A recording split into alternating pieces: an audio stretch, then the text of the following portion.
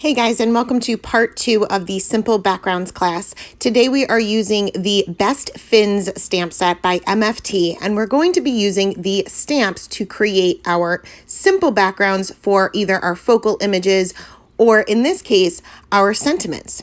So for the first card, I'm going to be working on Neenah Solar White 80-pound cardstock for all 3 of these panels. I'm going to take these little fish, there's 3 of them, and this is going to create a great little border on the top and bottom. Now I did have to rotate my stamp, so some of these little fish here are actually upside down, but nobody will ever notice. And I just added those to the top and bottom and left that huge area in the center for what will be my sentiment. So that is the first one. Super easy. You guys can do this with pretty much any stamp. It doesn't have to be a clump of stamps. It can be one single one or pick out 2 or 3. Next, we're going to create a border around the entire panel. So these are all cut down to 5.5 by 4.25. And you can see that I have all of the images that I'm using on separate acrylic blocks. Yes, you can use a MISTI or a stamp positioner for this, but I prefer acrylic blocks because I can kind of squish them in any order that I want or in any position that I want. And you can see that I'm stamping right off the paper each and every time, and this will make it look as if the border is kind of a little bit seamless, as if it goes off the paper. And I will trim this down later. You can see that I have a huge gap on the bottom, but we'll fix that later. And I'm kind of going in the same order, and once I reach the top, that's where it gets a little tricky to make sure that we have enough space to fit them. So you may have to kind of change up your order if needed, or kind of really change up the positioning to make them all fit. But that's it. Super, super simple. Now for the next one, we are going to create kind of like a frame for our sentiment. And I am using a square piece of cardstock here. This is 4 by 4. So I definitely recommend using a square, and I recommend doing one image at a time. So I'm going to take the largest image and fit that right in the corner. And I do recommend a stamp positioner for this as well. Well, you actually kind of need a stamp positioner. So I stamp that, and then I'm going to rotate the paper and stamp it again so that all 4 corners are going to have this stamp in the same exact position. And I do suggest using the largest image that you're going to use and start with the corners. Next, I can bring in another image, and I'm going to fit that right next to the other one, but I'm going to raise it up a little bit because I want it to kind of look like a circle. And if you can even sketch a circle with a pencil first, but if you kind of imagine a circle, it kind of goes up a little bit from that corner.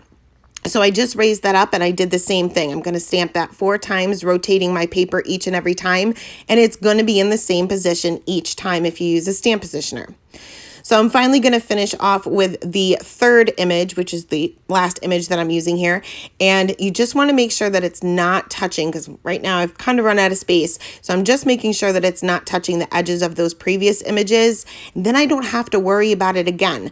Once I line it up once, it's going to stamp out the same way each and every time I rotate my paper. And this gives you can make a wreath like this or just framing in your sentiment.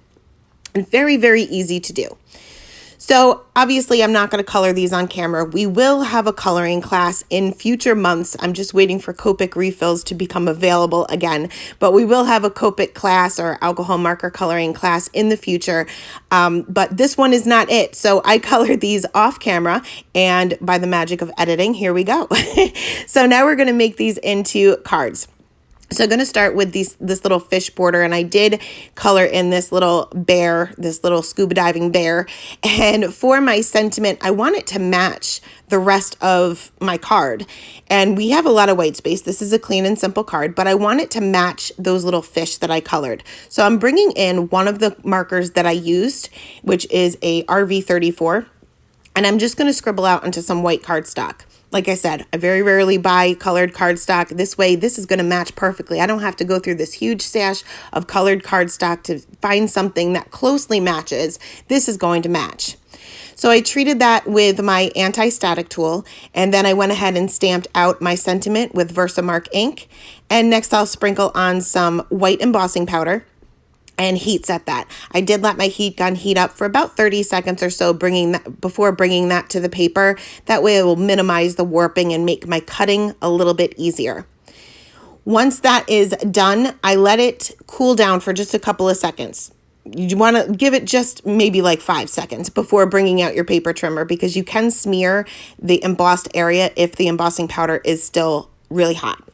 So cut that into a strip, and I am going to pop that up with some foam tape right there, kind of sort of in the center. And then I will add some foam tape to my little scuba diving bear there, and also pop him up directly above my sentiment. Now I have a huge ink smudge there, and it's too big of a smudge for me to use my sand eraser, so I'm just going to cover it up. When all else fails, we just embellish. So I'm going to use some liquid pearls, which have been in my stash for, oh my gosh, probably 6 or 7 years, and I haven't used them in a while, but I'm just going to create some bubbles, and that way that will cover up that little smudge that I had, and nobody will ever know that it was there. I did have to tap the bottom, because if you guys have ever used these, they kind of go to a point and they don't settle down like Nuvo drops or enamel accents. So you kind of have to tap the paper a little bit, but they will settle down. So next we're going to move on to this full frame here. And like I said, I stamped my images a little wonky. I definitely recommend using a piece of paper that's a little bit larger than what you intend it to be, because you will have to most likely trim it down if you're anything like me and can't line anything up the first time. So I trimmed this down one time first, and you'll see in a minute that I ended up trimming it down even more. I'm taking a piece of black cardstock and cutting this down just a little bit larger than the panel itself, but still smaller than an A2 size card. That way, like I said before, it will really make it pop off the page. So I went ahead and stamped out my sentiment. I'm not creating a sentiment strip for this one. I'm just going to stamp it right on the paper. And I'm going to use the VersaFine Onyx Black ink, which is a fast drying pigment ink, but it gives you great results with sentiments. It gives you a nice crisp image. It does take a minute or two to dry, so just be super careful with it. When I stamped it, I realized this still is not centered, so I still need to take a little bit more off. And I'm just going to have a little bit more of a black and white border than I intended, but no big deal. So I used my Tempo Mono Multi Glue to adhere my panel down to that black panel and then onto the card base. And that is it. Super simple for this one too, guys. And you can make your coloring as detailed or as simple as you want. So finally, we are going to move on to this square panel here. And once again, I am going to stamp out my sentiment with the VersaFine Onyx Black ink just to make sure it's nice and bold. And then I'm going to create a mat for this to really make it pop off the page, because I am going to adhere this to a white card base.